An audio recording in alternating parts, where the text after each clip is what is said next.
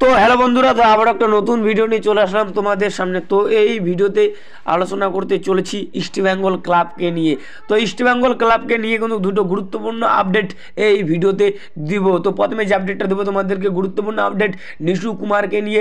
2 নম্বর যে আপডেটটা দেবো তোমাদেরকে গুরুত্বপূর্ণ আপডেট হেক্টর রুস্তেকে নিয়ে। তো ভিডিওটা কিন্তু গুরুত্বপূর্ণ হতে চলেছে।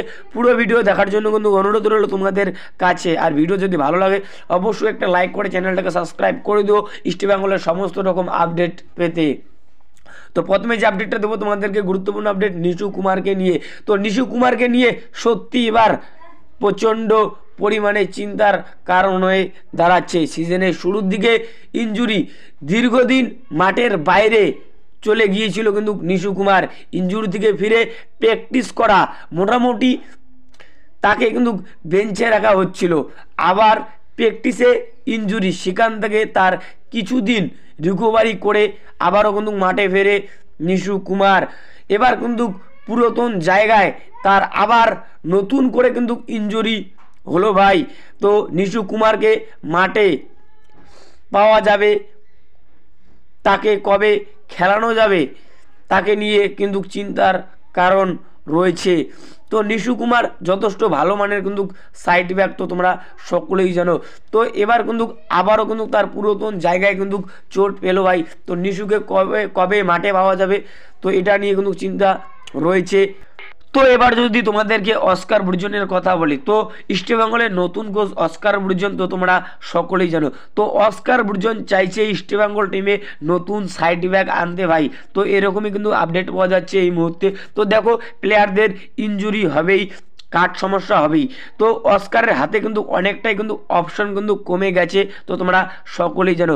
তো দেখো, একটা টিমের ডিফেন্স লাইন যদি ভালো খেলে তাহলে কিন্তু পুরো টিমটাই কিন্তু ভালো খেলবে। যদি ডিফেন্সরা বাজে খেলে তাহলে দেখবে খেলাটা কিন্তু বাজে হবে। যদি ডিফেন্সরা ভালো খেলে তাহলে দেখবে খেলাটাও কিন্তু ভালো হবে। তো অস্কার চাইছে ইস্টবেঙ্গল টিমে নতুন সাইড ব্যাক আনতে। তো এখন এটাই দেখার বিষয় ইস্টবেঙ্গলের ম্যানেজমেন্ট এই টিমে নতুন সাইড ব্যাক আনে নাকি। তো তোমরা অবশ্যই কমেন্ট করে জানাও যদি নতুন সাইড ব্যাক আসে তাহলে কীরকম হবে।